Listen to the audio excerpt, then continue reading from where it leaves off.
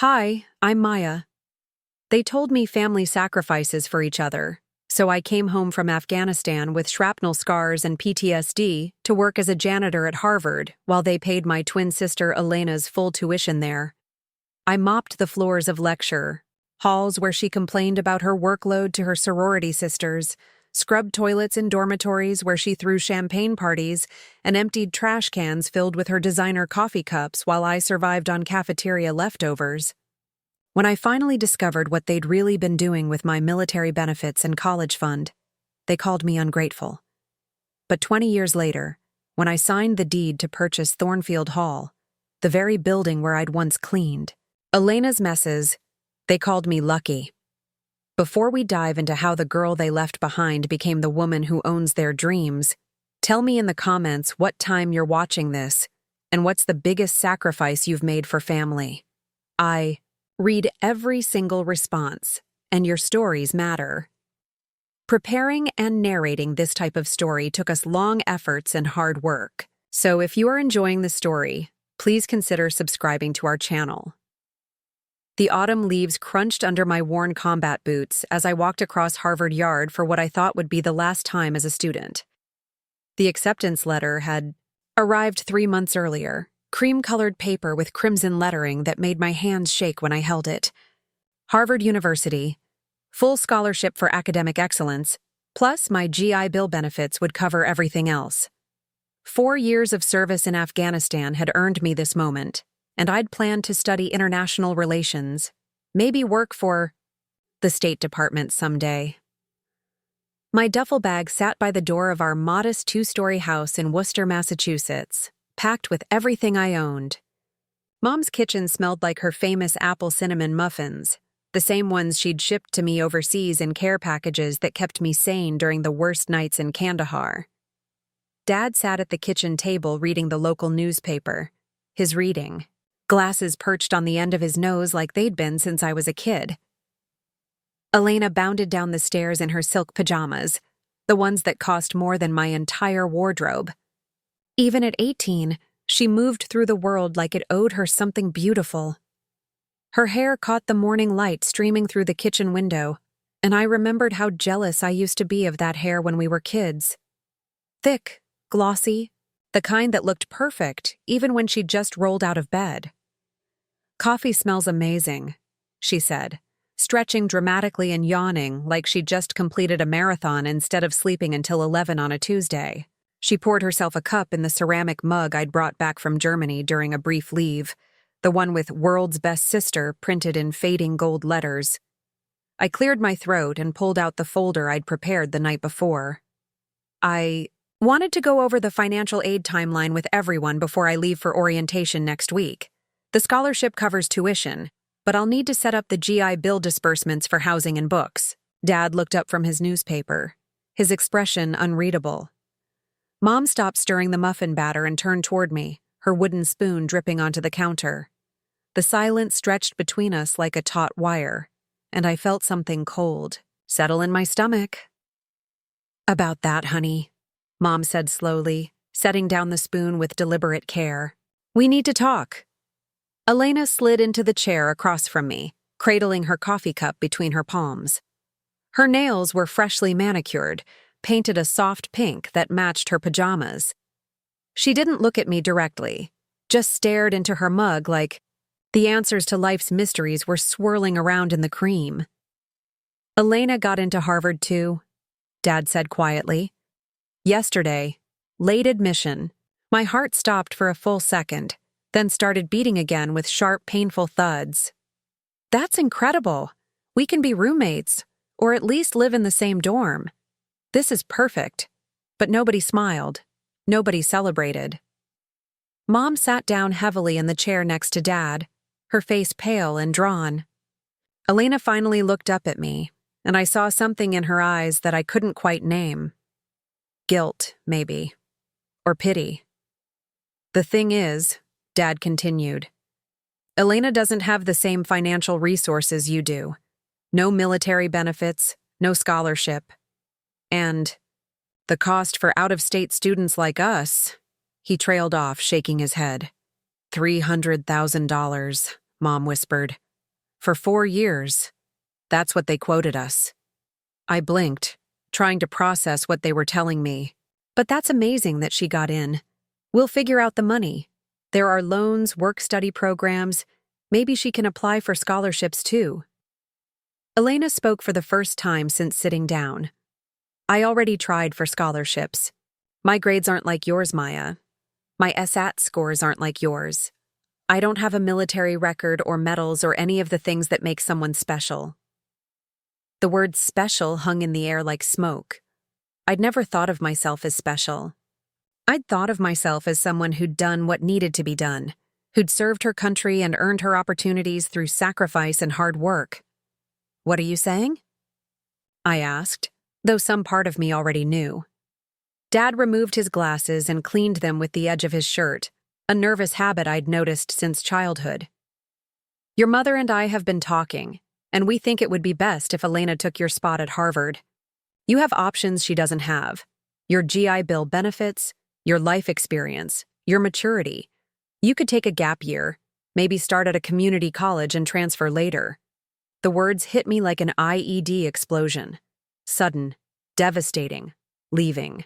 Me disoriented and struggling to breathe. Take my spot? Dad, it doesn't work that way. I earned that scholarship. I earned my place there. And you'll earn another one, Mom said quickly, reaching across the table to grab my hand. Somewhere else, when the time is right. But Elena needs this now. She's always struggled academically, always felt like she was living in your shadow. This could change her life.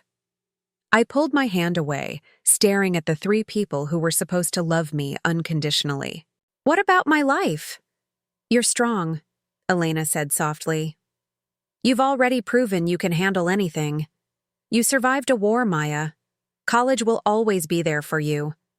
But Harvard wouldn't always be there.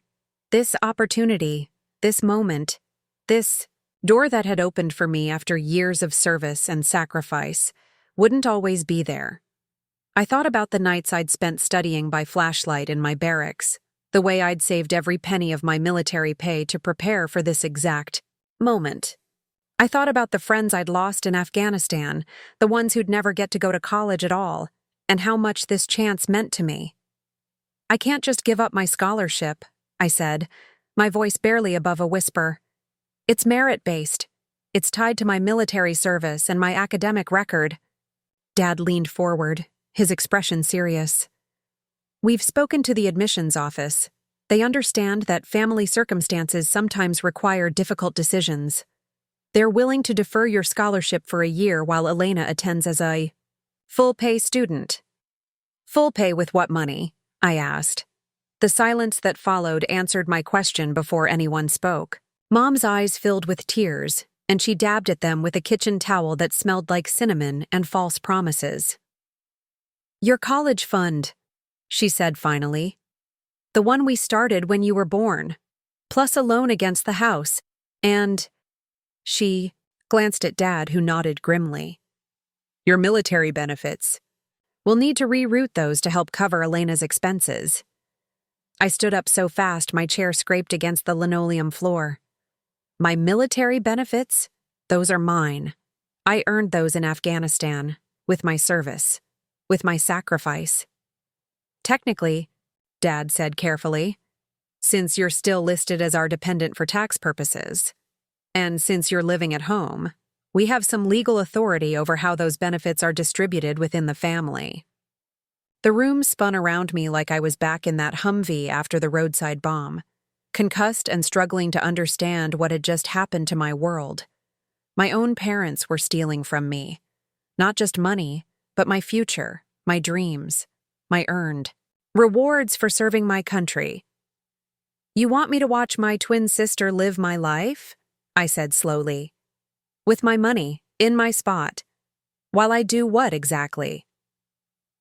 Elena looked up from her coffee cup, and I saw her clearly for the first time that morning. Not as my twin, not as my little sister who'd been born 12 minutes after me, but as someone who'd stood by and watched while our parents planned to rob me of everything I'd worked for. There's a job, Mom said quietly. Through the university. Facilities maintenance. It would give you a chance to be near campus, to stay connected to the academic environment. Maybe audit some classes when your supervisor allows it. Facilities maintenance. I repeated the words like they were in a foreign language. Janitorial work, mostly, Dad added. But it's honest work, and it comes with benefits. Health insurance, which you'll need once you're no longer covered under our plan. I stared at them. These people who'd raised me, who'd been proud of me when I enlisted, who'd cried at my deployment ceremony and cheered when I came home with commendations. They wanted me to clean up after my sister while she lived the life I'd earned. Maya, Elena said, and her voice was smaller now, uncertain. I know this isn't fair. I know you deserve to go to Harvard more than I do. But maybe this is bigger than just college. Maybe this is about family, about taking care of each other. Taking care of each other, I repeated. By taking care of you while you take everything that's mine. The kitchen fell silent, except for the hum of the refrigerator and the distant sound of our neighbor's dog barking. I looked around at the familiar space where I'd eaten breakfast before school every day for 12 years, where I'd called home, from Afghanistan when I needed to hear familiar voices, where I'd planned my future as a Harvard student just 24 hours earlier. When does Elena start? I asked. Fall semester, Mom said hopefully, like my question meant I was accepting their plan. Same as you were supposed to.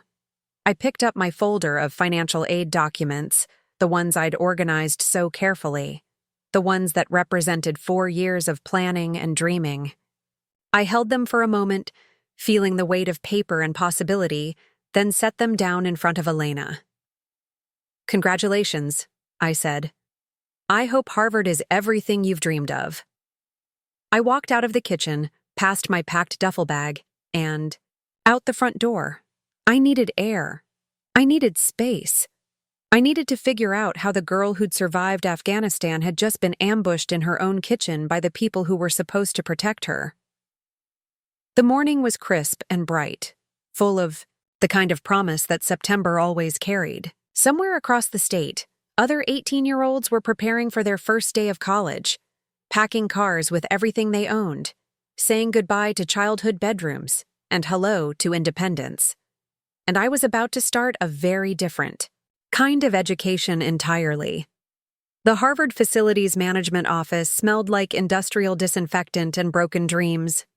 I sat in a plastic chair that had seen better decades, filling out paperwork that would officially make me invisible on the campus where I was supposed to be studying.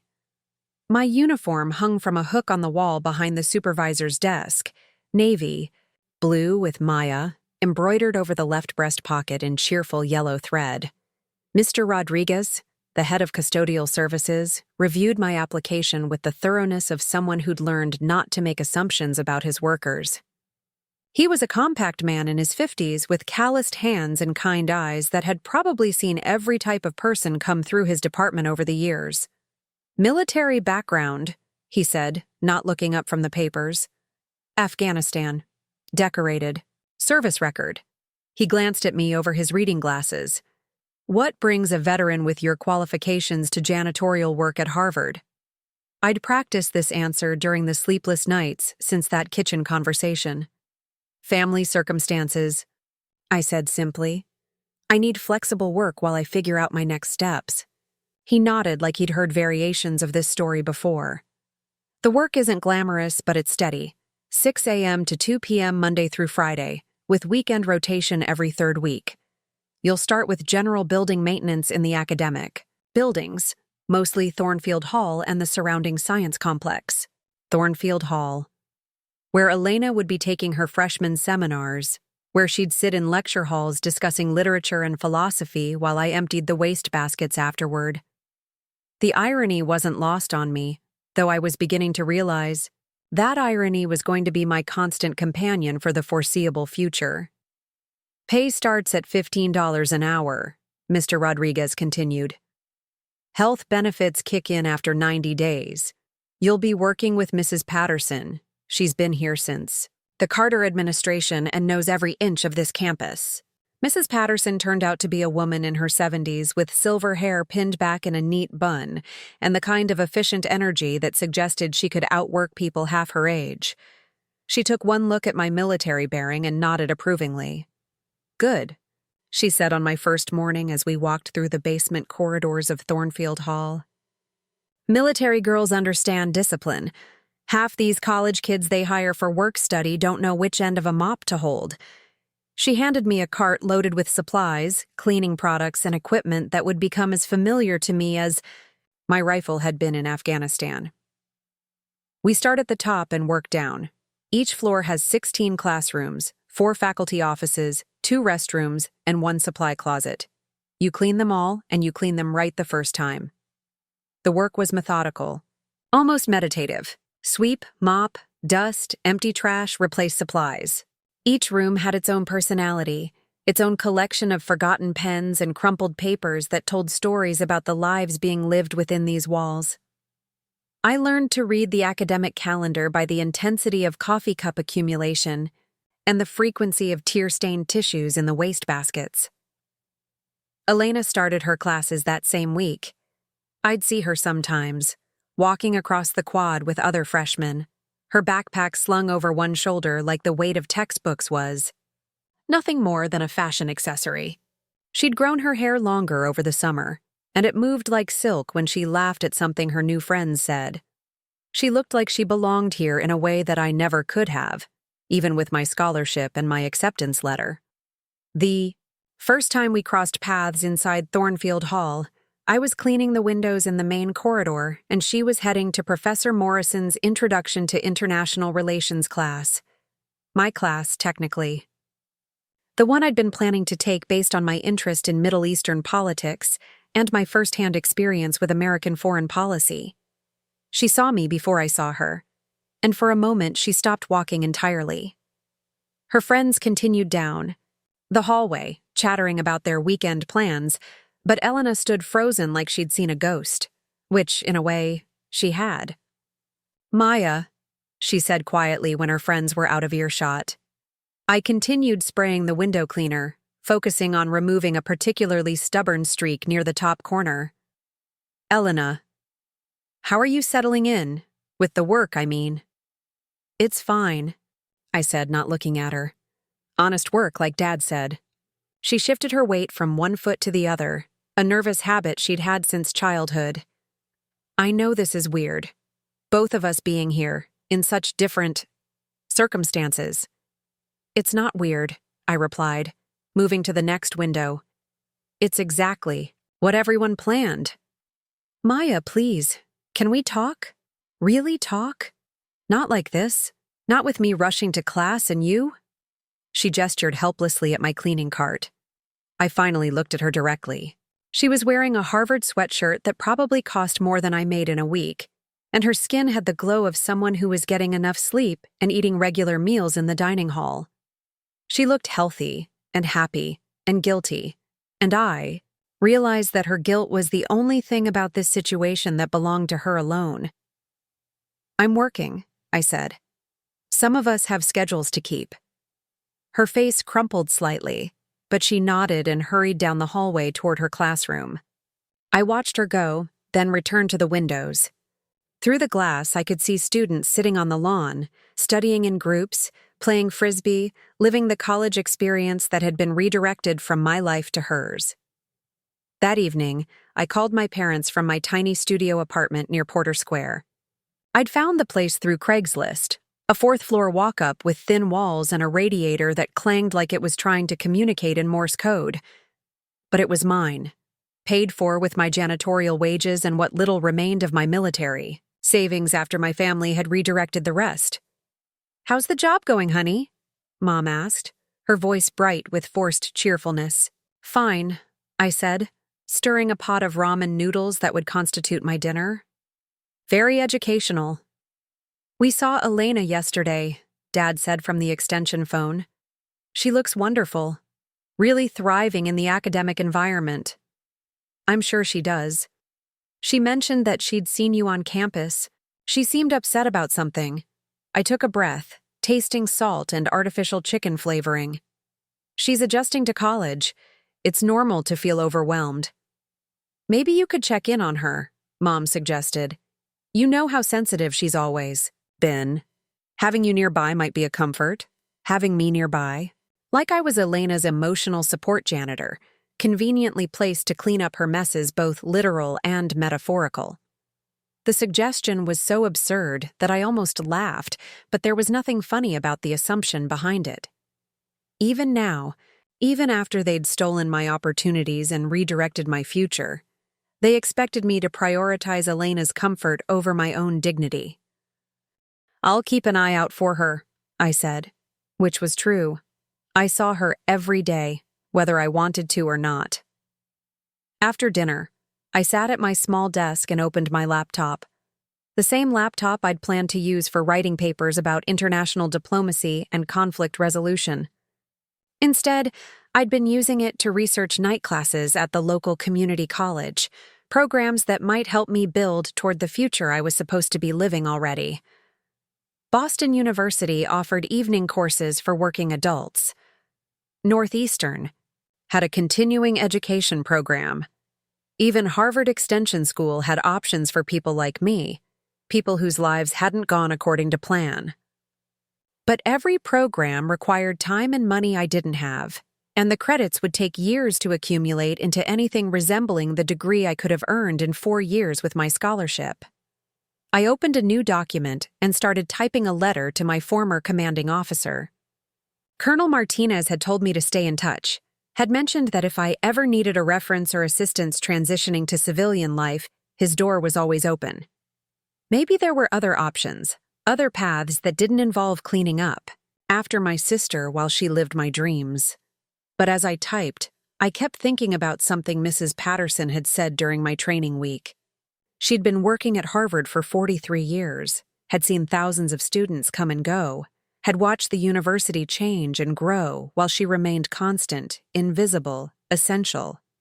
The thing about this place, she'd told me while we'd organized supply closets, is that the students think they're the most important people here. The professors think they're the most important people here. The administrators definitely think they're the most important people here. But the truth is, none of it works without people like us. We keep the lights on and the floors clean and the whole operation running while everyone else gets to focus on their big, important thoughts. She'd paused, considering her words carefully. That doesn't mean we're less than them. It means we see things they don't see. We know things they don't know. And sometimes if you pay attention long enough, that knowledge becomes power. At the time, I'd thought she was just trying to make me feel better about my circumstances. But sitting in my studio apartment, listening to the radiator clang and watching the cursor blink on my empty document, I wondered if maybe Mrs. Patterson understood something about this place that I was only beginning to glimpse. I deleted the letter to Colonel Martinez and opened a new document instead. This one I titled Harvard Observations, Day 1, and started writing down everything I'd noticed during my first week of work. Which professors stayed late in their offices, which students seemed to be struggling, which administrators had meetings, behind closed doors that went longer than scheduled. I didn't know what I was looking for yet, but Mrs. Patterson was right about one thing. People like us did see things that others missed. And after what my family had done to me, after the way they'd robbed me of my future while calling it sacrifice, I was starting to understand that knowledge really could become power. The question was what I was going to do with it. 3 months into my invisible life at Harvard, I'd developed a routine that kept me functioning while my actual life felt suspended in amber. Wake up at 5, quick workout in my studio apartment using resistance bands and bodyweight exercises that reminded me I was still a soldier underneath the janitorial uniform. Coffee and toast while reviewing my mental map of the day's cleaning. Assignments. Bus to campus, arriving before most of the academic world stirred to life. The early morning hours belonged to people like me and Mrs. Patterson. We moved through the buildings like ghosts, preparing spaces for the important people who would fill them later. I'd learned to appreciate the quiet efficiency of those pre-dawn hours, when Harvard felt more like a collection of beautiful old buildings than an institution designed to exclude people like me. Elena had settled into her freshman year with the kind of easy confidence that seemed to run in only one half of our shared DNA. I'd watch her sometimes during my lunch breaks, sitting with her study group on the steps of Widener Library, highlighting textbooks and discussing assignments with the casual authority of someone who'd never doubted her right to be there. She'd grown bolder about acknowledging me over the past few weeks. Not in front of her friends, never that, but when she spotted me cleaning in the corridors, she'd nod or offer a small wave. Once, she'd even said hello when she passed me restocking paper towels in the women's restroom of Thornfield Hall. "How's work?" she'd asked, checking her reflection in the mirror above the sinks. "Steady," I'd replied, not pausing in my task. "Are you taking any classes? Auditing anything?" The question stung more than she probably intended. When would I have time? For that? She'd flushed slightly and hurried out without another word. I'd finished restocking the dispensers in silence, wondering if she genuinely didn't understand the mathematics of my life, or if she was just choosing not to calculate them. Working people got 8 hours for sleep, 8 hours for work, and 8 hours for everything else. Except my everything else included commuting, grocery shopping, laundry, cooking, cleaning my own apartment, and trying to maintain some semblance of a social life. There were no extra hours for auditing classes, no energy left over for intellectual pursuits after spending all day cleaning up after other people's intellectual pursuits. But something started to shift during my 4th month on the job. Mrs. Patterson had begun trusting me with more complex assignments, including the deep cleaning of faculty offices during semester breaks. These weren't quick surface cleanings, but thorough organizational projects that required moving papers, dusting bookshelves, and sometimes helping professors reorganize their filing systems. Professor Hendricks in the economics department was the first to really notice me as a person rather than a service. He was a man in his 60s who'd been at Harvard long enough to remember when the custodial staff was treated more like family than hired help. While I dusted his extensive collection of academic journals, he struck up conversations about my background. "Military service," he said, not asking but confirming something he'd observed about the way I carried myself. "Which branch?" "Army," I replied, carefully cleaning the frame around his Harvard PhD diploma. "Served in Afghanistan." "Combat role?" "Military." "Intelligence." "Some combat?" "Mostly analysis and cultural liaison work." He paused in his paper grading and looked at me with the kind of attention professors usually reserved for promising graduate students. "That's fascinating work. Complex cultural dynamics, economic factors underlying political instability. Have you given any thought to pursuing formal education in related fields?" The question was innocent enough, but it hit like a physical blow. "Circumstances don't really allow for that right now." "Circumstances have a way of changing," he said gently. "If you're ever interested in sitting in on lectures, my door is always open. I teach international economic policy on Tuesday and Thursday afternoons." I thanked him and continued cleaning, but his words stayed with me through the rest of the week. When Tuesday afternoon arrived, I found myself timing my break to coincide with his lecture. I slipped into the back of the classroom just as he began discussing the economic reconstruction of post-conflict societies, a topic I knew intimately from my deployment experience. For 50 minutes, I was invisible in a different way. Not because I was cleaning or wearing a uniform that marked me as service staff, but because I was just another person absorbing information, thinking critically, engaging with ideas that mattered. When Professor Hendricks discussed the challenges of establishing stable financial systems in regions destabilized by warfare, I found myself nodding along, remembering conversations with Afghan translators who'd explained the informal banking networks that kept their communities functioning. After class, as students filed out discussing weekend plans and upcoming assignments, Professor Hendricks caught my eye and smiled. "What did you think?" "Your analysis of Hawala systems was interesting," I said, referring to the traditional Islamic money transfer method he'd mentioned. In my experience, those informal networks were often more reliable than the official banking structures we tried to establish. His eyebrows rose slightly. You have direct experience with Hawala systems? Working with local contractors and interpreters in Afghanistan, the formal banking infrastructure was either destroyed or distrusted, but money still needed to move. These traditional systems filled the gap. That's exactly the kind of ground-level insight that academic research often misses, he said. Have you considered that your military experience might be valuable in academic contexts?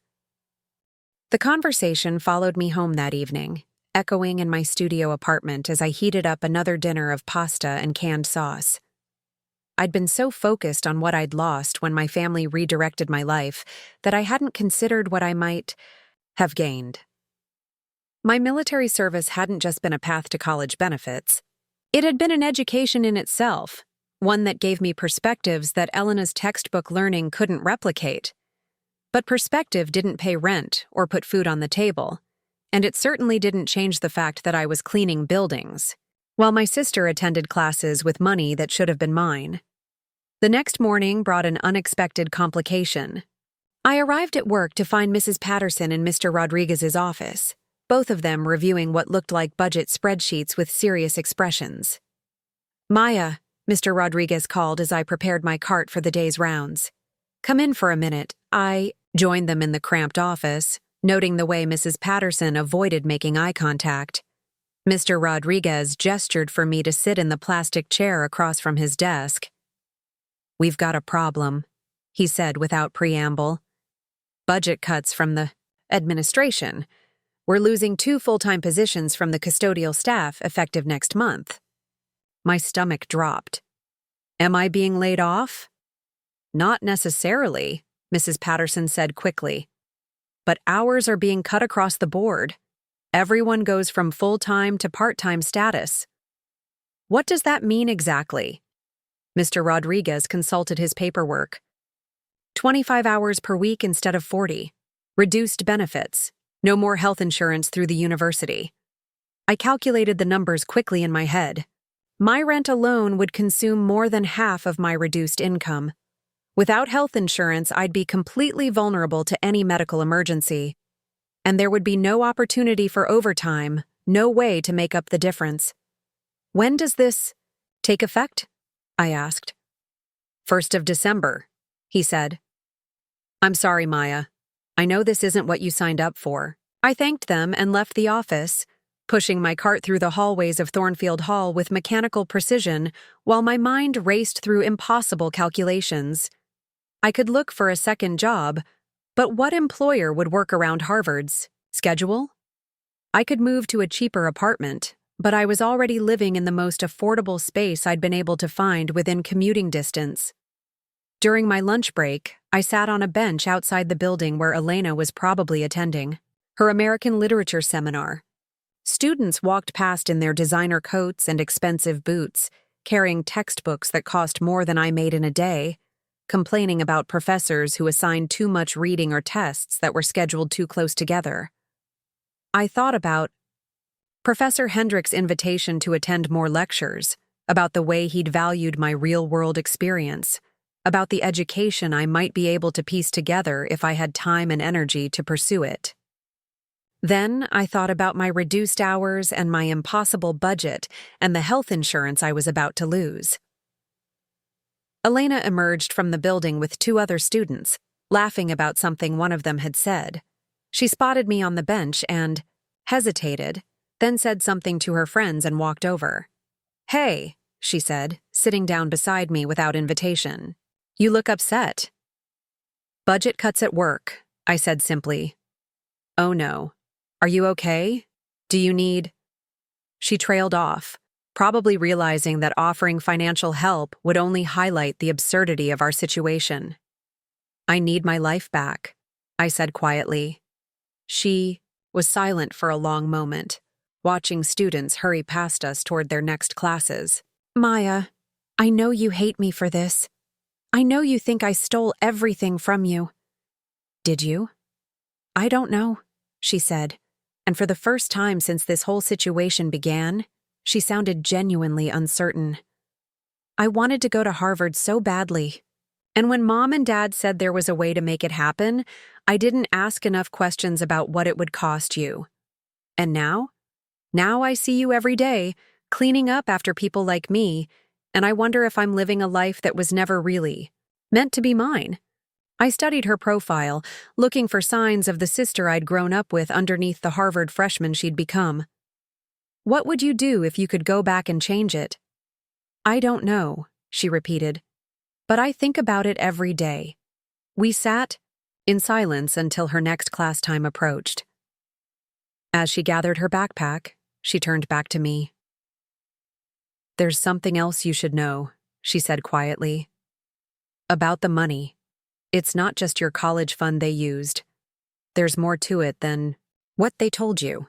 Before I could respond, she hurried away toward her next building, leaving me alone on the bench with questions I didn't know how to ask. Elena's cryptic comment about more to it than what they told you echoed in my mind for 3 days before I finally decided to do something about it. Her words had carried a weight that suggested secrets bigger than the college fund redirection I already knew about. On Thursday evening, I called home for the first time in weeks. Maya, Mom's voice was bright with surprised pleasure. We were just talking about you. How's everything going? Fine, I said, settling into the single chair in my studio apartment.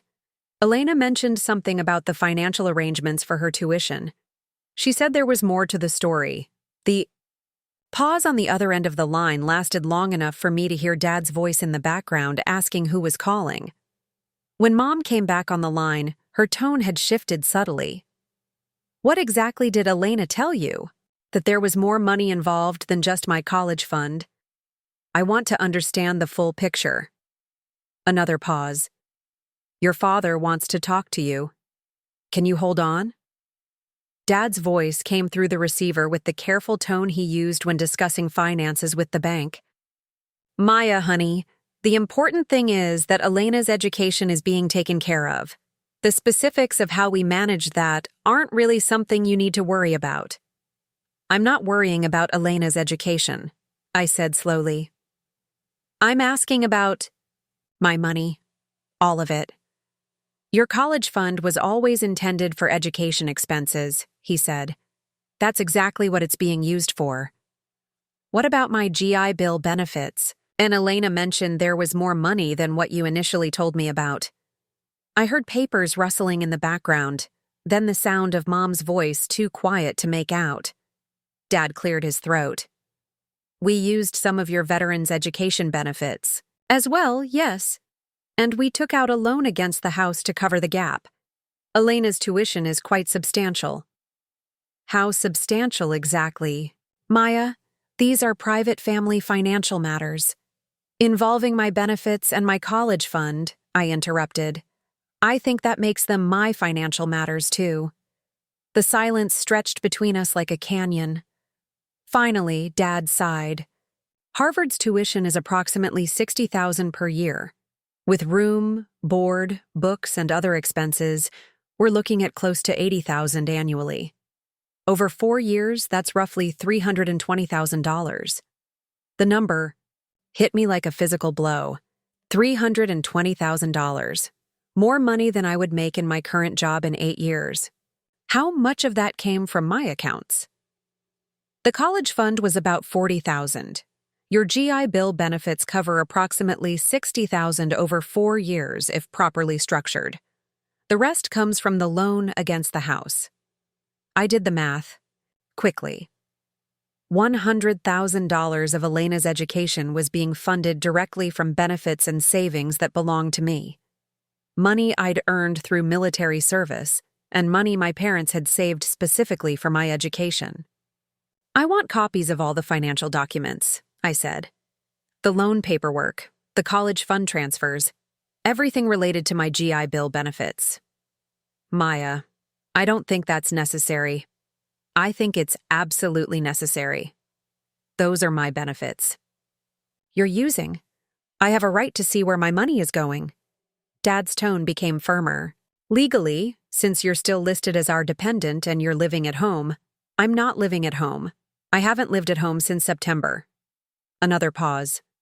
Well, you were at the time the arrangements were made. The point is, these decisions were made for the good of the family as a whole. For the good of Elena, I corrected. At my expense.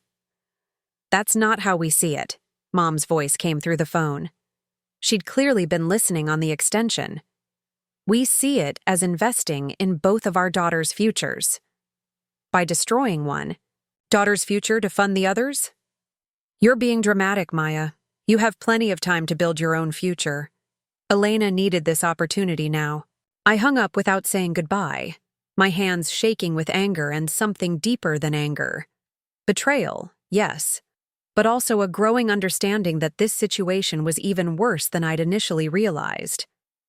They hadn't just redirected my opportunities.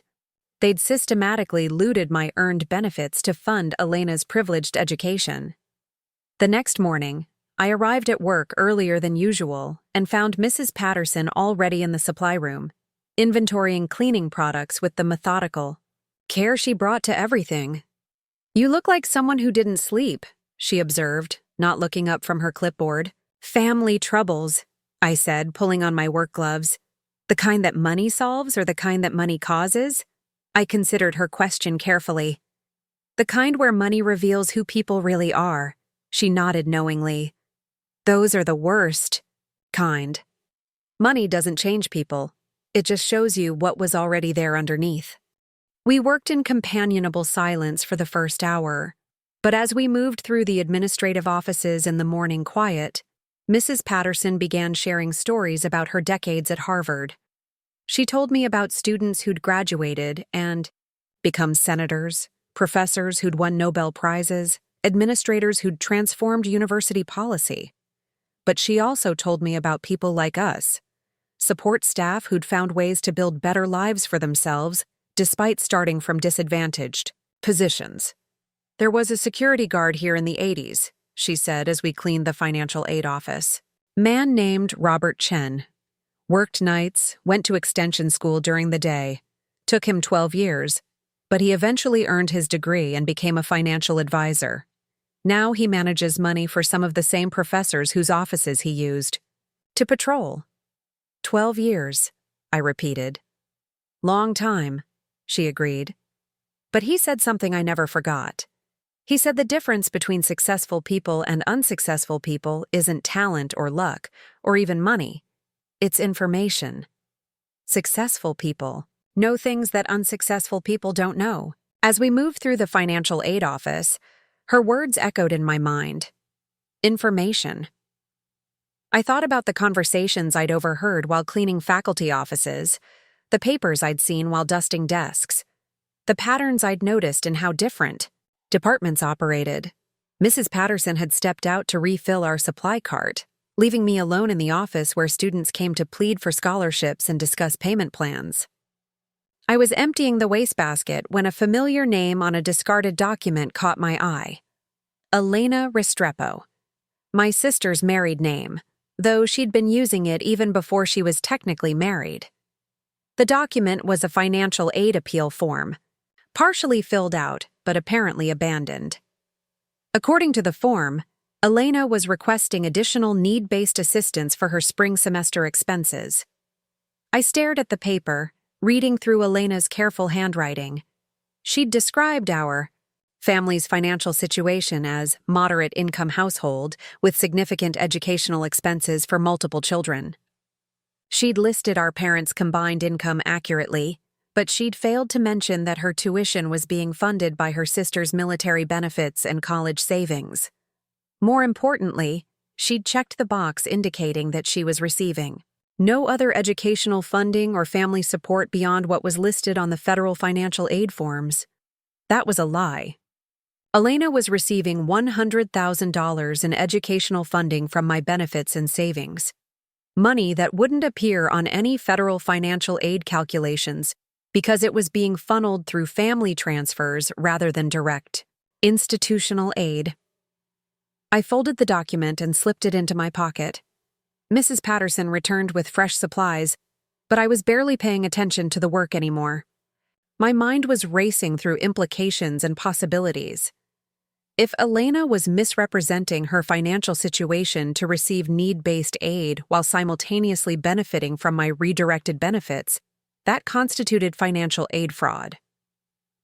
Harvard took such matters extremely seriously, and the consequences could include not just loss of financial aid, but potential expulsion.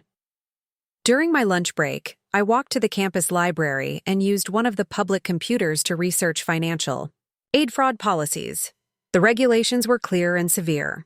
Students who misrepresented their financial circumstances could face immediate suspension of aid, repayment of fraudulently obtained funds, and academic probation or dismissal. But pursuing such a complaint would mean destroying Elena's academic career, potentially ending her time at Harvard permanently. It would also expose our family's financial arrangements to institutional scrutiny, which might reveal that my parents had improperly redirected my benefits without proper legal authorization. I printed out the relevant policy documents and walked back to Thornfield Hall, where I had afternoon cleaning assignments in the classrooms Elena used for her literature seminars. As I mopped the floors where she sat discussing novels and poetry, I tried to imagine her reaction if she knew I held evidence that could end her Harvard career. The power felt strange in my hands, unfamiliar and dangerous. For months, I'd been the victim in this situation, the daughter whose opportunities had been stolen to fund her sister's dreams. But information had shifted the balance, just as Mrs. Patterson had suggested it would. That evening, Elena texted me for the first time since our conversation on the bench. "Can we meet tomorrow? I want to explain about what I said earlier." I stared at the message for a long time before responding. Thornfield Hall lobby, 6 p.m. after your classes. As I prepared for bed in my studio apartment, I thought about Robert Chen, the security guard who'd spent 12 years building toward a better future. I thought about Professor Hendricks and his invitation to attend lectures. I thought about the financial aid fraud document in my jacket pocket and the choice I would have to make about what kind of person I wanted to become. The information was power, but power was only valuable if you knew how to use it wisely. And wisdom, I was learning, was much more complicated than I'd expected when I was a soldier following clear orders in Afghanistan. Some battles were straightforward. Others required strategy, patience, and a willingness to wait for the right moment to act. Tomorrow's conversation with Elena would help me decide which kind of battle I was fighting. Elena arrived at Thornfield Hall 20 minutes late, rushing, through the lobby doors with her hair disheveled and her backpack sliding off one shoulder. She spotted me sitting on one of the leather benches near the main entrance and hurried over, slightly out of breath. Sorry, she said, dropping into the seat beside me. Professor Walsh kept us late discussing our midterm papers, and then I had to stop by the registrar's office to handle some paperwork. What kind of paperwork? I asked, watching her face carefully. She hesitated for just a moment. Just routine? Stuff. Schedule changes for next semester. The lie came so easily that I wondered how many others she'd told without me noticing. I pulled the financial aid appeal form from my jacket pocket and placed it on the bench between us. Preparing and narrating this type of story took us long efforts and hard work. So if you are enjoying the story, please consider subscribing to our channel. Elena's face went completely pale. She stared at the document like it was a poisonous snake that had suddenly appeared in her lap. "Where did you find that?" she whispered. "In the financial aid office wastebasket while I was cleaning." Imagine my surprise to learn that my twin sister was applying for need-based assistance while spending $100,000 of my money on her education. Elena's hands trembled as she reached for the paper. "Maya, I can explain." "Please, do," I said, my voice calm despite the fury building in my chest. "Explain how someone receiving massive family financial support can simultaneously claim financial hardship." "It's not what it looks like," she said quickly. I wasn't actually going to submit that form. I was just exploring options. Exploring. Options for what? More ways to spend money that isn't yours? Elena looked around the lobby nervously, clearly uncomfortable with the possibility that other students might overhear our conversation. Can we go somewhere more private? No, I said firmly. We can talk right here. I've spent 4 months being invisible in this building while you lived my life. I think I'm entitled to take up a little space now. She took a shaky breath and began speaking in the rushed, guilty tone of someone who'd been rehearsing confessions. The appeal form was Mom's idea. She said that even though we're paying your tuition through family resources, it still represents a financial burden on the household. She thought we might qualify for additional aid to help offset some of the loan payments. So you were going to double dip. Use my benefits to pay for your education, then get additional aid from Harvard based on the financial strain caused by using my benefits. I told you I wasn't actually going to submit it, but you filled it out. You sat in the financial aid office and wrote down lies about your financial situation. Elena's composure cracked entirely. I didn't want to do it. Do you think I feel good about any of this? Do you think I enjoy watching you clean toilets while I sit in seminars discussing Chaucer?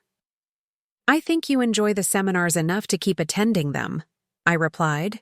I think you enjoy living in a Harvard dormitory and wearing Harvard sweatshirts and telling people you're a Harvard student. Of course I enjoy those things, she snapped, her voice rising. I've wanted this my entire life, but that doesn't mean I'm not conflicted about how I got here. Conflicted enough to give it up? The question hung in the air between us. Elena stared at her hands, at the expensive manicure that she somehow found money for, despite the supposed financial hardship that justified her aid application. I can't give it up, she said finally. It's too late. I'm already here, already enrolled.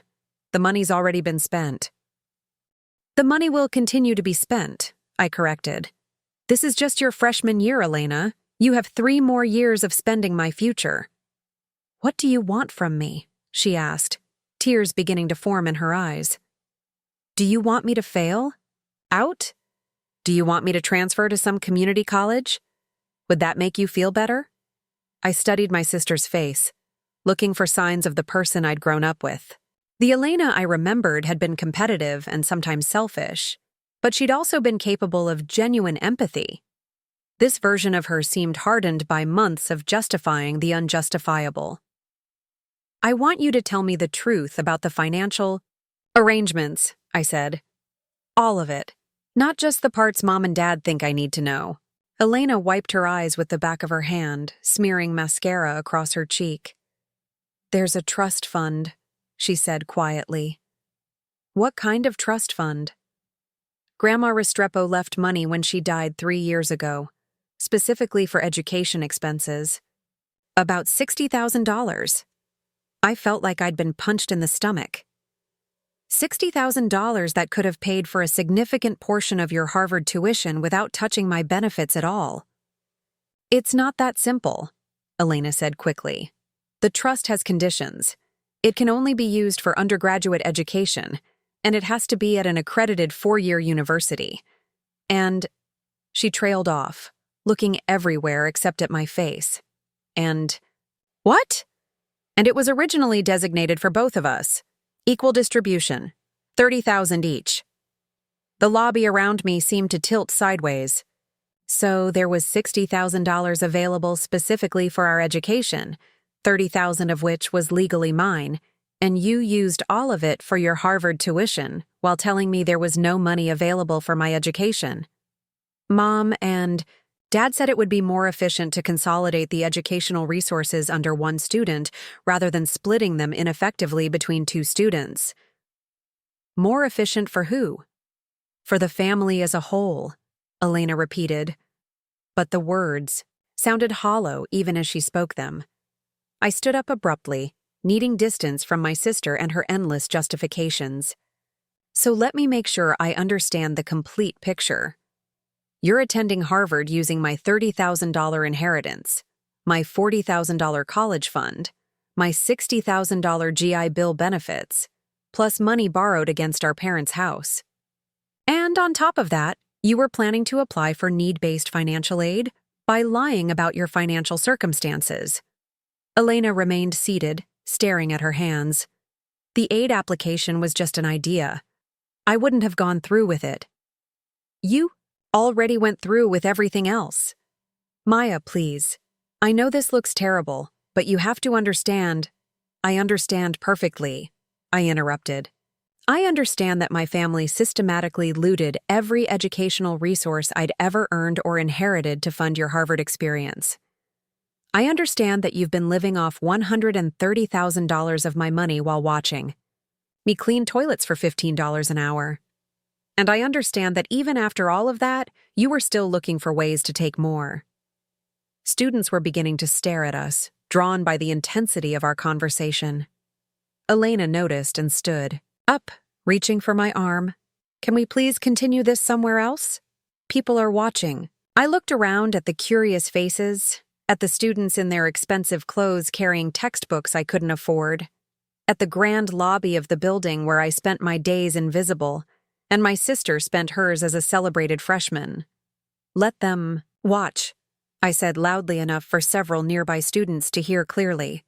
Let them see what happens when someone builds their Harvard education on stolen money. Elena's face flushed deep red. Maya, stop. You're making a scene. I'm telling the truth.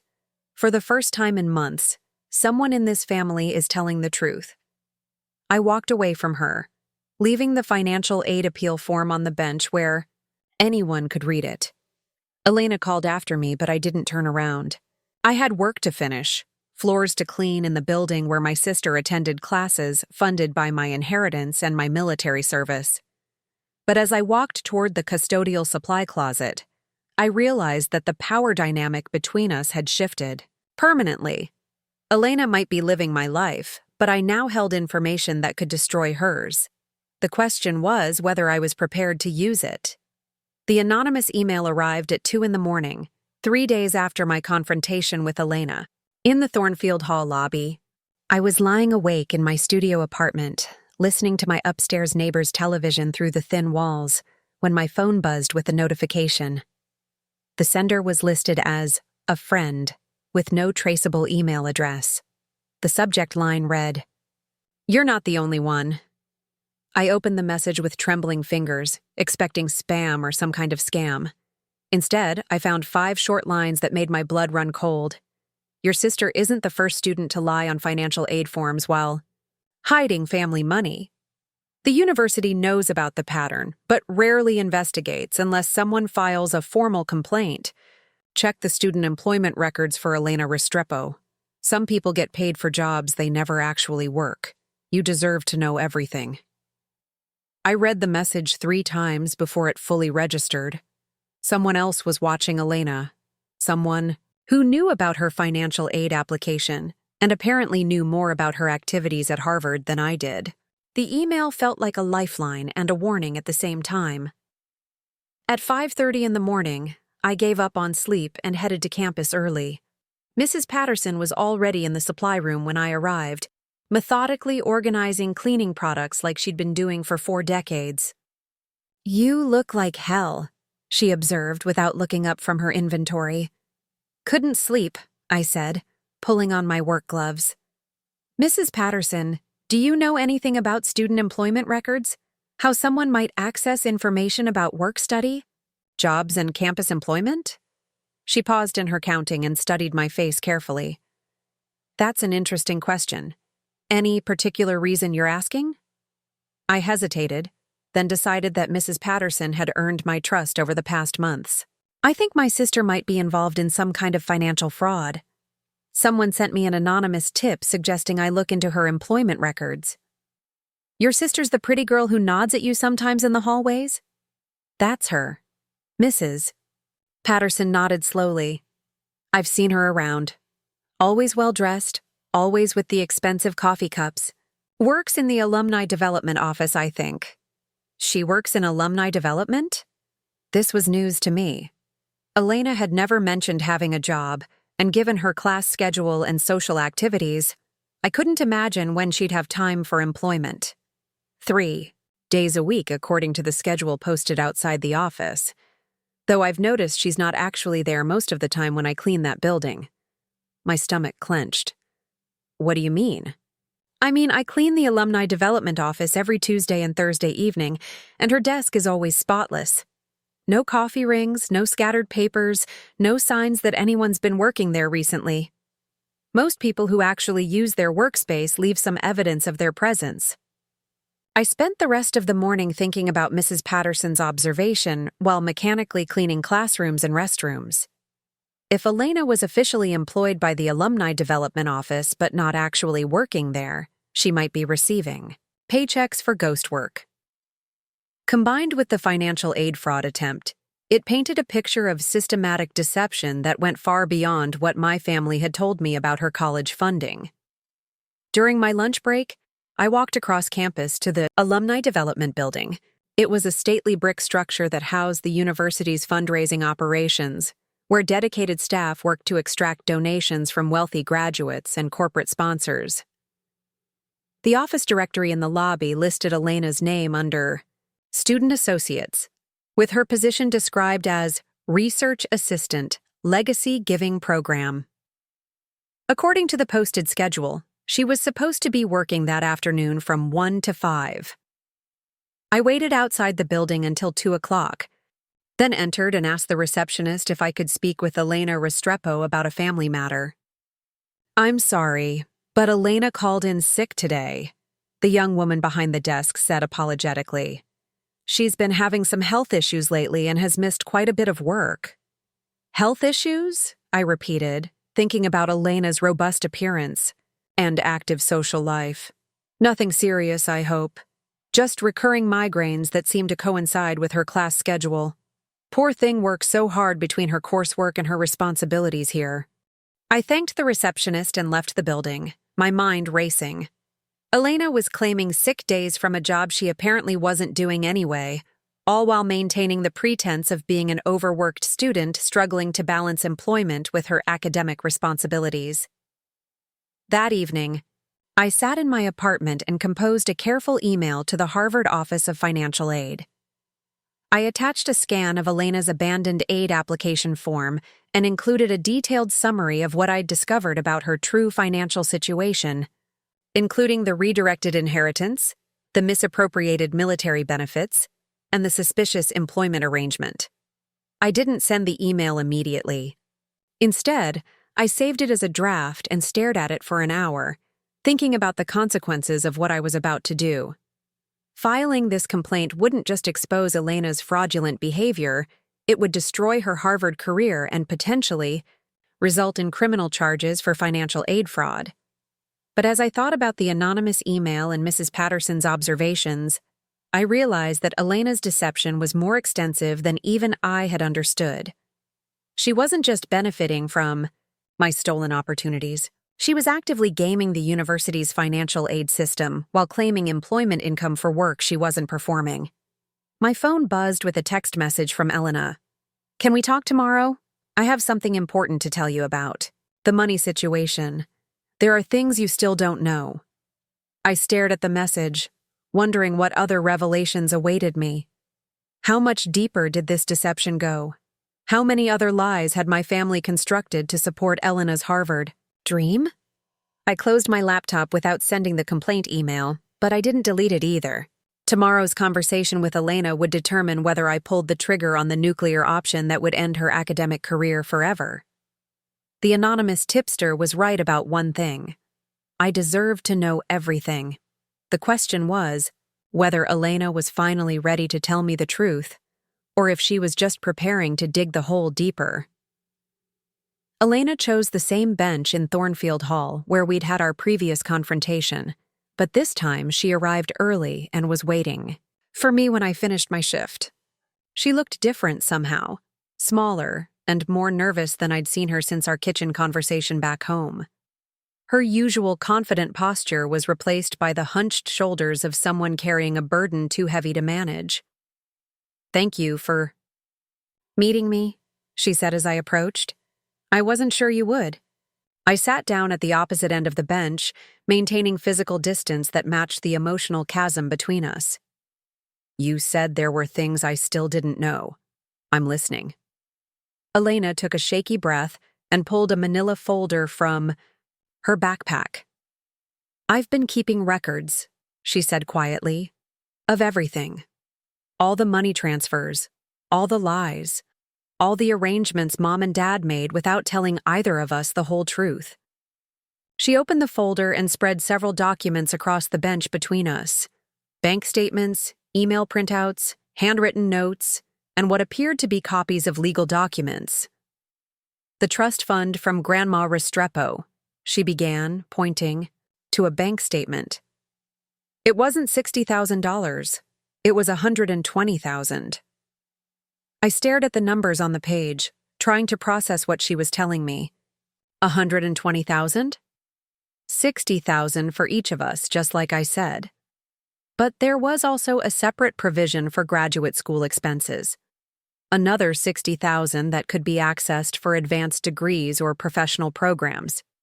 So, there was enough money to pay for both of our undergraduate educations without touching my military benefits at all. Elena nodded miserably. More than enough. The trust could have covered my entire Harvard tuition with money left over for your education wherever you chose to go. I picked up one of the email printouts, recognizing Dad's address in the sender field. The message was addressed to someone named Michael Henderson at First National Trust Services. We need to accelerate the disbursement timeline, Dad had written. Elena's tuition payments are due in August, and we want to ensure all educational resources are consolidated under the most efficient arrangement. Please transfer the full trust amount to our primary account for redistribution. He liquidated the entire trust, I said, reading through the email chain. All $120,000, including the portion designated for graduate expenses. And my $60,000, Elena added quietly. Your inheritance. He moved it all into their joint account and then used it however he wanted. Looked through more of the documents, finding evidence of financial manipulation that went far beyond what I'd previously understood. Not only had my parents stolen my inheritance and my military benefits, they'd also liquidated educational funds that could have supported both of our academic goals. There's more, Elena said, her voice barely above a whisper. She pulled out another set of papers. The alumni development job. I know about that already. You're getting paid for work you're not doing. It's worse than that. She handed me a timesheet with her signature at the bottom. I'm reporting 40 hours per week at $25 an hour. That's $1,000 weekly, $4,000 per month, I calculated quickly. $16,000 per semester just from the fake job. Money that gets deposited directly into an account that Mom and Dad control. They told me it was to help offset the loan payments, but look at this. She showed me another bank statement, this one from an account I didn't recognize. The deposits from Elena's employment were going in, but the withdrawals weren't going to any educational expenses. Country club membership, Elena said, pointing to a recurring charge. Mom's yoga studio payments, Dad's golf lessons, car payments for the BMW they bought last month. The evidence painted a picture of systematic financial fraud that extended far beyond stealing my opportunities for Elena's education. My parents had constructed an elaborate scheme to funnel money from multiple sources, including fraudulent employment income, to support their own lifestyle improvements. They're using my fake job income to pay for luxuries while telling both of us that money is tight, Elena continued. And they're using your benefits and inheritance to cover my tuition while claiming it's a necessary sacrifice for family stability. I stared at the documents spread across the bench, feeling a strange combination of vindication and disgust. How long have you known about this? I started suspecting something was wrong when I realized how little time I was spending at my supposed job. But I didn't start investigating until after our conversation last week. I've been gathering evidence for 3 days. Why are you showing me this now? Elena met my eyes for the first time since she'd started her revelations. Because I realized that we're both victims here. They didn't just steal from you to help me. They stole from both of us to help themselves. But you're still attending Harvard, I pointed out. You're still living the life that was supposed to be mine. I know, she said, tears beginning to form. And I don't know how to fix that. But I thought you deserved to know that this was never just about choosing me over you. This was about them using both of us to fund their lifestyle, while making us blame each other for the consequences. I gathered up the documents and placed them back in the folder. The evidence Elena had collected was damning, but it also complicated my understanding of who was responsible for what. My parents had orchestrated a financial fraud scheme that victimized both of their daughters while pitting us against each other. What do you want to do with this information? I asked. I want to make it right, Elena said. I want to find a way to give you back what they stole from you. But I also want to make sure they can't do this to anyone else. I looked at my sister, really looked at her, for the first time in months. Underneath the guilt and the Harvard sweatshirt and the expensive manicure, I saw someone who was finally ready to fight back against the people who had manipulated both of our lives. Making it right isn't going to be simple, I said. There are consequences for everyone involved, including you. I know, Elena replied. But doing nothing isn't an option anymore. For the first time since this nightmare began, my sister and I were finally on the same side. The confrontation with our parents took place in the same kitchen where this nightmare had begun 6 months earlier. Elena and I sat across from Mom and Dad at the worn wooden table, the manila folder of evidence positioned between us like a declaration of war. The familiar smell of Mom's coffee and the afternoon light streaming through the lace curtains felt surreal given what we were about to do. We need to talk about the money, I said without preamble, opening the folder and spreading Elena's carefully collected documents across the table. Dad's face went pale as he recognized the bank statements and email printouts. Mom set down her coffee cup with trembling hands, her eyes darting between the papers and our faces. Where did you get these? Dad asked, his voice tight with barely controlled panic. Does it matter? Elena replied, her voice steadier than I'd expected. The question is whether you're going to explain them or if we need to take this information to someone else. Mom reached for one of the trust fund statements, her fingers shaking as she read through the numbers. You don't understand the complexities of managing family finances. These decisions were made for everyone's benefit. Whose benefit exactly? I asked, pointing to the country club charges and luxury purchases. Because it looks like the primary beneficiaries of this financial arrangement were yourselves. Dad straightened in his chair, adopting the defensive posture I remembered from childhood arguments. Everything we did was legal. We had power of attorney over the trust distributions, and Maya was listed as our dependent when the military benefit transfers were initiated. Legal doesn't mean ethical, Elena said quietly, and it doesn't mean honest.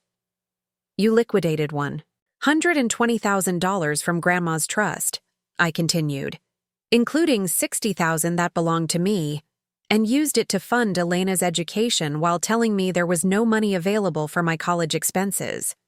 We consolidated educational resources to maximize their effectiveness, Mom said, but her words sounded rehearsed and hollow. You stole my inheritance, I corrected. And then you created a fake job for Elena to generate additional income that you've been using to pay for personal luxuries. Dad's composure finally cracked. That job isn't fake. Elena is officially employed by Harvard's Alumni Development Office. Doing what work exactly? Elena challenged. Because I've been to that office exactly 3 times in 4 months, and I've never completed a single meaningful task.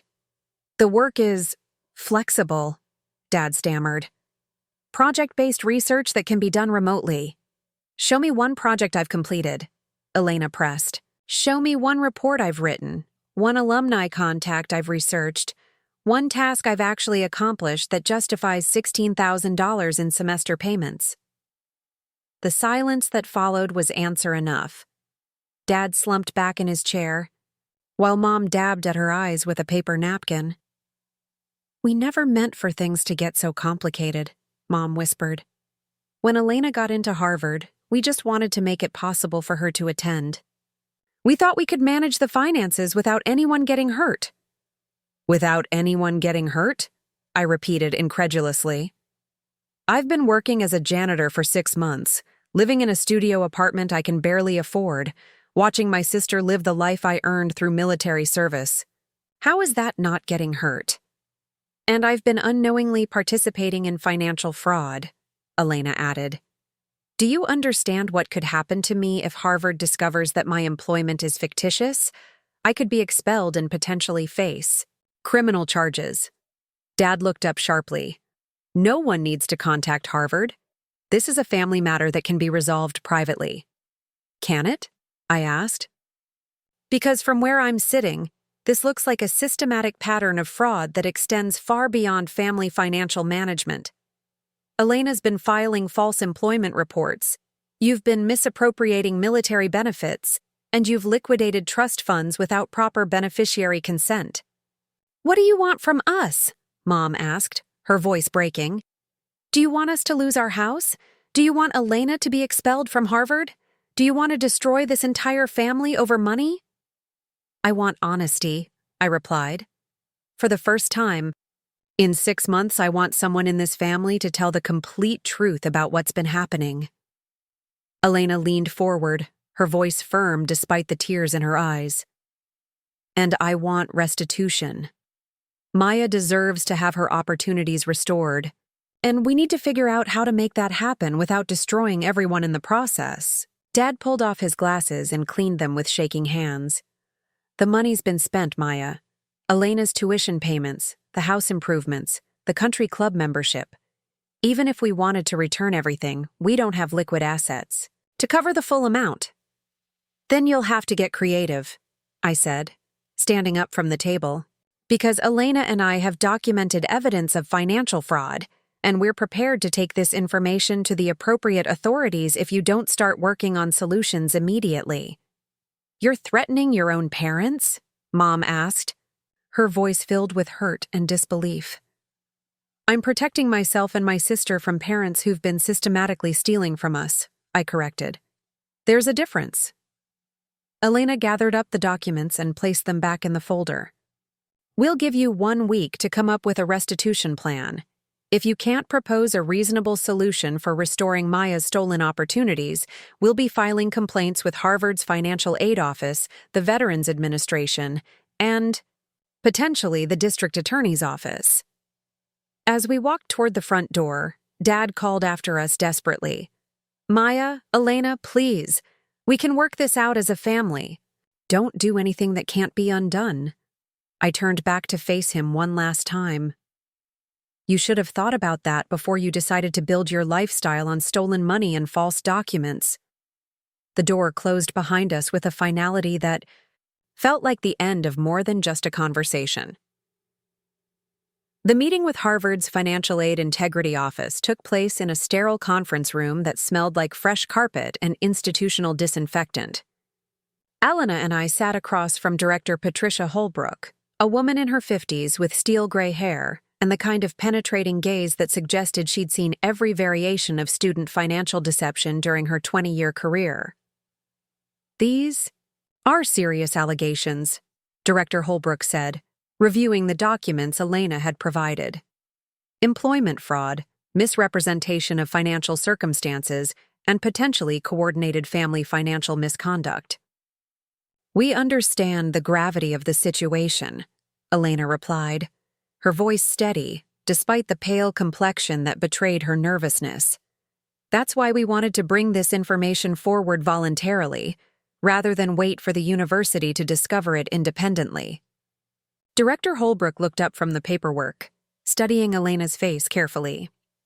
"Ms. Restrepo, you're essentially confessing to financial aid fraud and employment misconduct.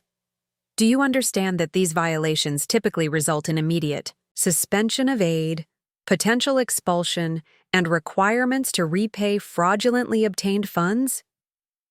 "I understand," Elena said quietly, But I also understand that continuing to participate in this deception would make the situation worse for everyone involved. I watched my sister navigate the most difficult conversation of her life with a composure I hadn't expected.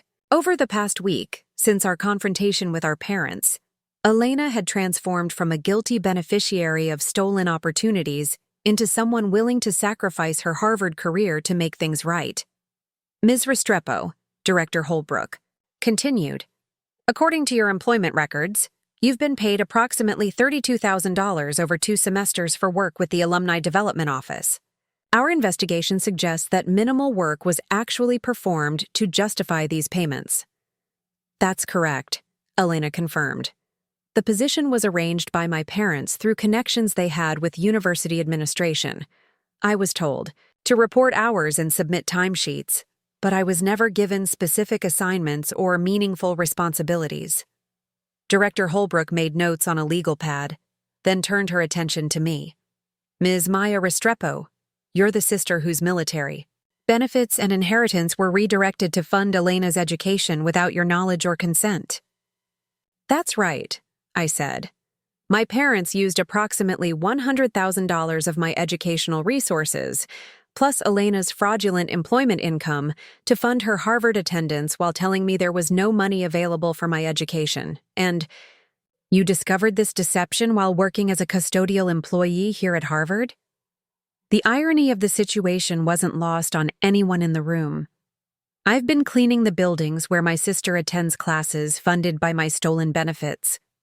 Director Holbrook set down her pen and leaned back in her chair. In my experience, cases like this typically involve either students acting independently to defraud the university or parents manipulating their children into participating in fraud schemes. This situation appears to be more complex. Our parents orchestrated the entire arrangement, Elena said. They convinced me that accepting these opportunities was helping the family, while simultaneously convincing Maya that sacrificing her opportunities was necessary for family stability. The manipulation was sophisticated, I added. They used emotional leverage and false information to get both of us to comply with arrangements that primarily benefited their own financial interests. Director Holbrook nodded thoughtfully. The university takes financial integrity violations very seriously, but we also recognize when students are victims of parental manipulation rather than primary perpetrators of fraud. She opened a different folder and consulted several pages of institutional policy documentation.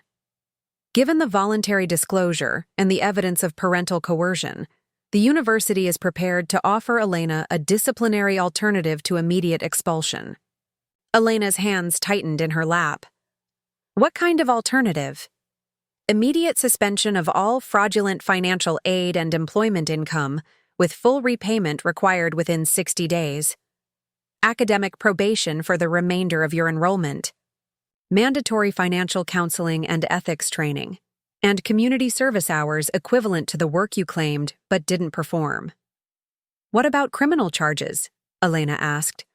The university will not pursue criminal prosecution if you comply fully with the restitution requirements and if you cooperate with any investigation into the administrative failures that allowed this scheme to continue undetected. Director Holbrook turned to me. Ms. Maya Restrepo, the university would also like to discuss remedial measures for the educational opportunities you lost due to this fraud. What kind of remedial measures? We've reviewed your military service record and your original Harvard application. Your academic qualifications remain excellent, and your military experience would be valuable to our student body. We'd like to offer you immediate admission for the spring semester, with full scholarship coverage and priority consideration for veteran student support services. The offer hit me like a physical blow. After 6 months of cleaning Harvard's buildings while watching my sister live my stolen life, the university was offering me exactly what I'd been denied.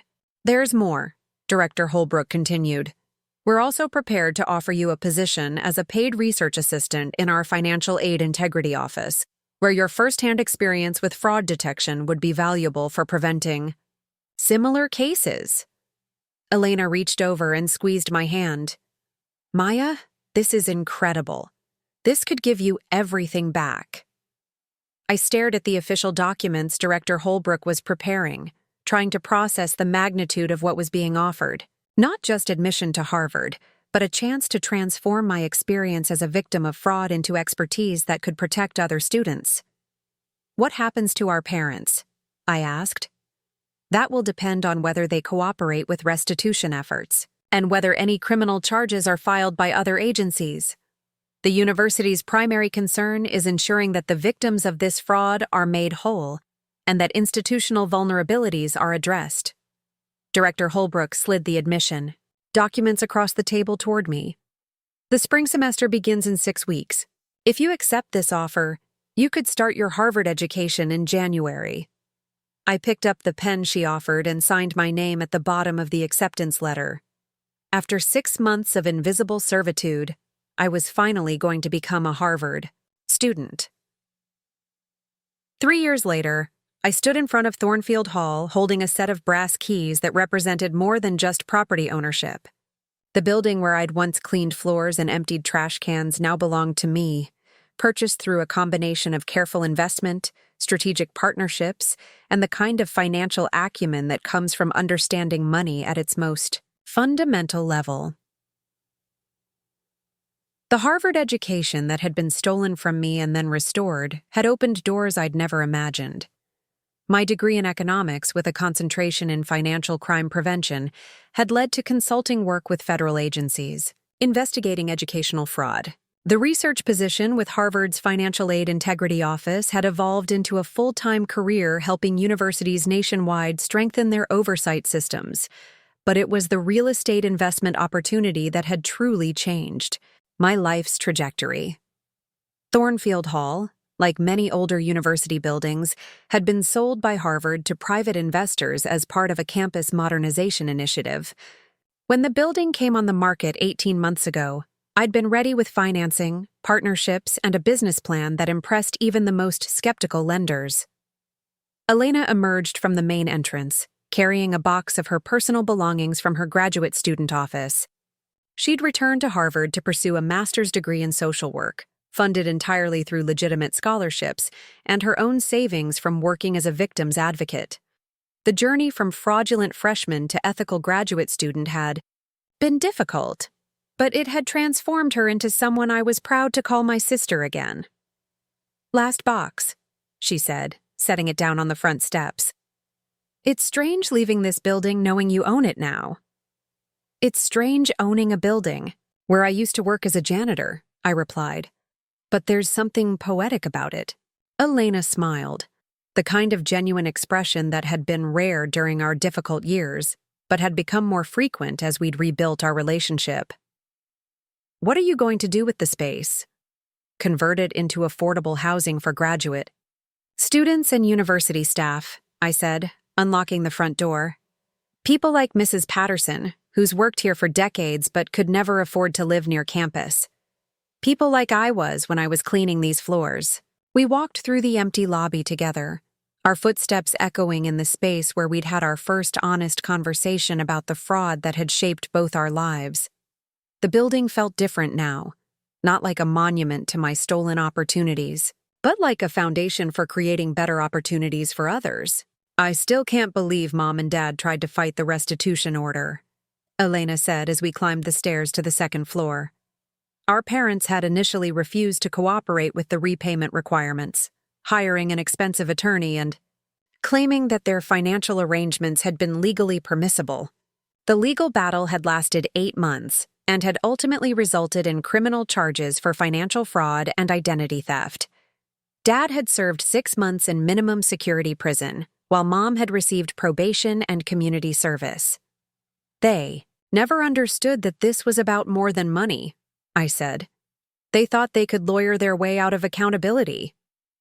"The bankruptcy was probably the best thing that could have happened to them," Elena observed.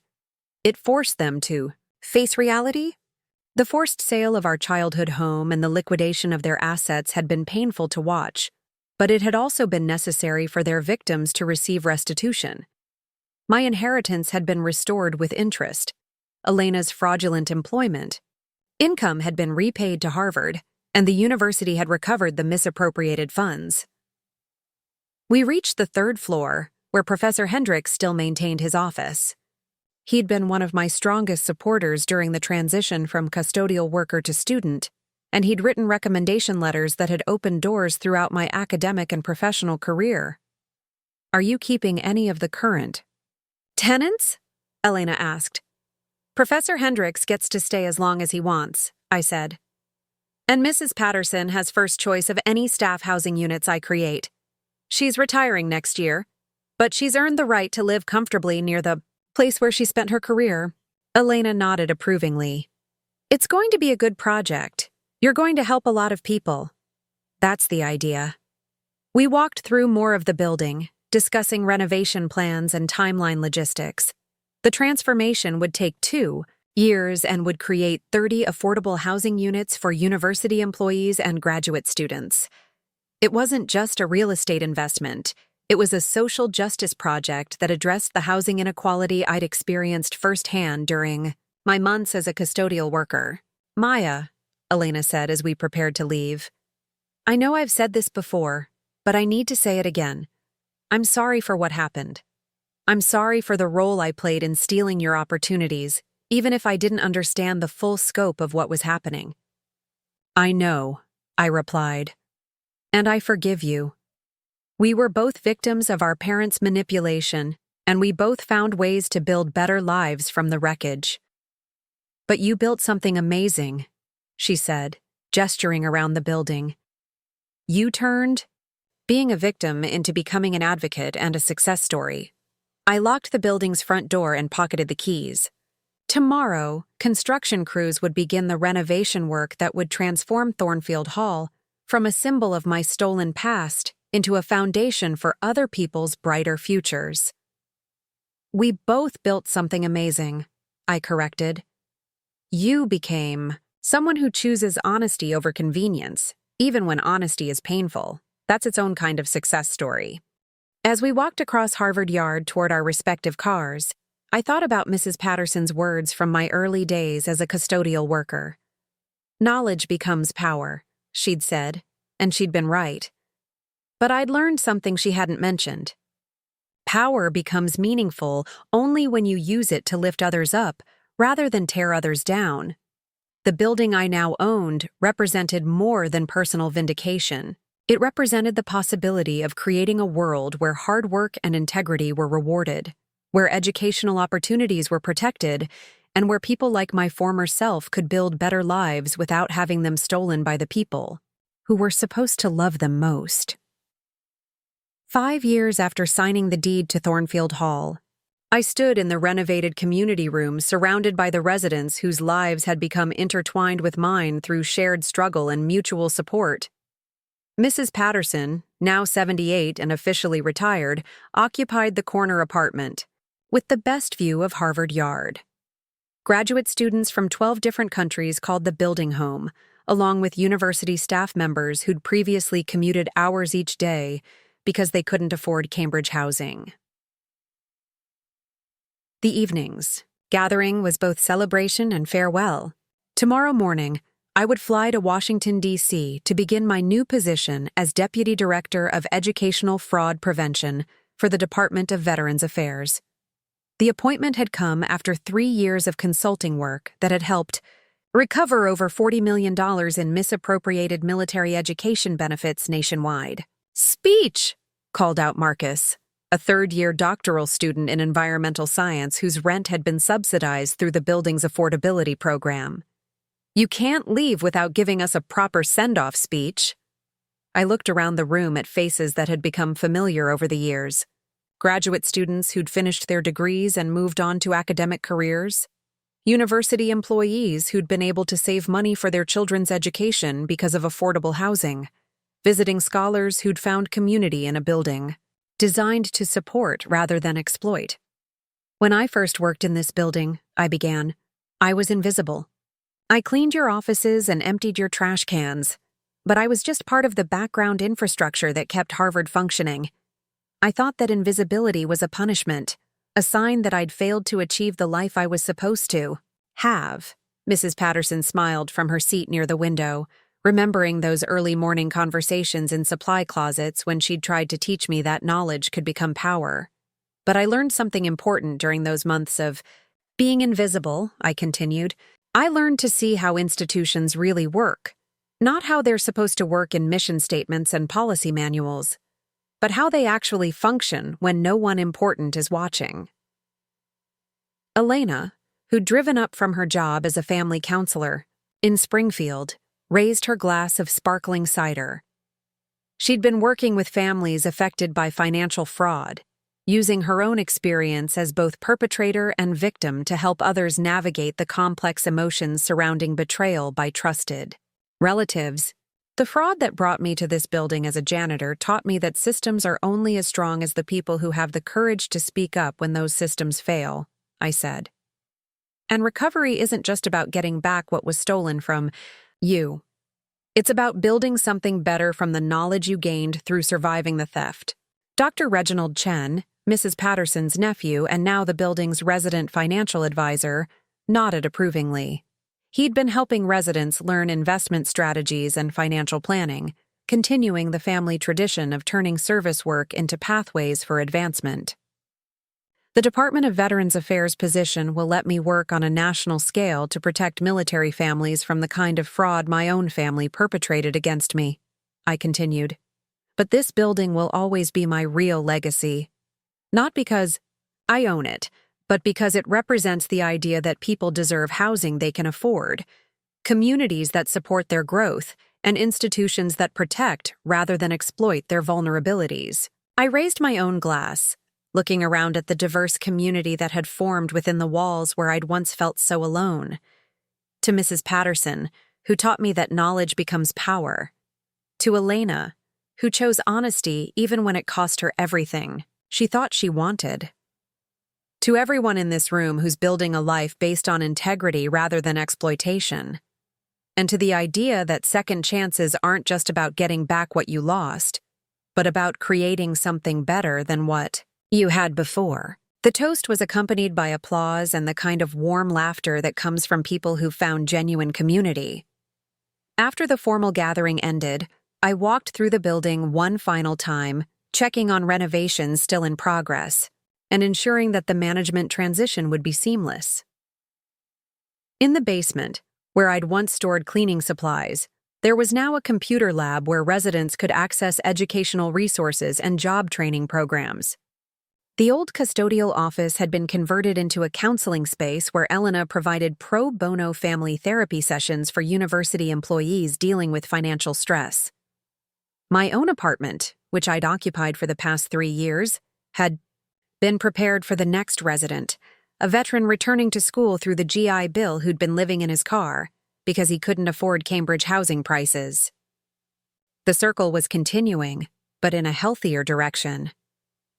As I locked the building's front door for the last time as a resident, I found a handwritten note tucked under the brass nameplate that read, Thornfield Community Housing, a project of the Maya Restrepo Foundation.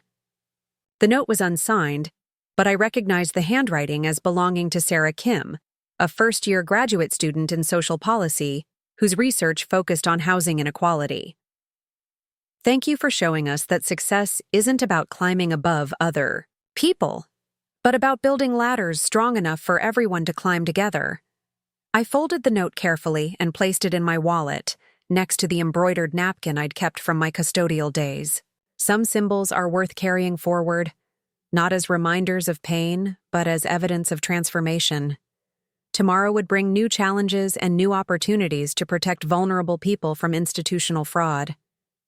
But tonight, I drove away from Thornfield Hall, knowing that I'd created something that would continue protecting and empowering people long after I'd moved on to other work. The building where I'd once been invisible had become a place where others could be seen, supported, and valued. That transformation felt like the truest measure of success I could have achieved. 20 years later, I returned to Harvard for a very different kind of ceremony. As the newly appointed Secretary of Veterans Affairs, I was delivering the commencement address to the class of 2045. The irony wasn't lost on me that I stood at the podium where Elena had once sat as a fraudulent freshman, addressing graduates who had received degrees earned through integrity rather than deception. In the audience, I spotted familiar faces. Mrs. Patterson's granddaughter was graduating with honors in social work. Elena, now a respected family therapist and author, sat with her own daughter who'd just completed her degree in financial ethics. Professor Hendricks, now 92 and emeritus, beamed from the faculty section. "Your education belongs to you," I told the graduates. "No one can steal your knowledge, your character, or your determination to build a better world. But remember, that success isn't measured by what you accumulate for yourself, but by what you create for others." After the ceremony, I walked through Harvard Yard one final time, past Thornfield Hall, which now housed the Restrepo Center for Educational Justice. The building bore a bronze plaque, dedicated to those who transform victimhood into advocacy and personal pain into public service. My phone buzzed with a text from my chief of staff. "The president wants to discuss your proposal for the National Educational Fraud Prevention Initiative. Meeting tomorrow at 9 a.m. I smiled, thinking about the journey from invisible janitor to cabinet secretary. Every step had been necessary. Every betrayal had taught me something essential about protecting others from similar harm. The girl who'd once cleaned these floors had become the woman who'd helped protect millions of students and veterans from educational fraud. Sometimes the best revenge is building a life so meaningful that your enemies become irrelevant. If this story inspired you to think differently about resilience, justice, and turning pain into purpose, please subscribe to our channel. Share your own stories of overcoming betrayal in the comments below. Your experience might be exactly what someone else needs to hear today.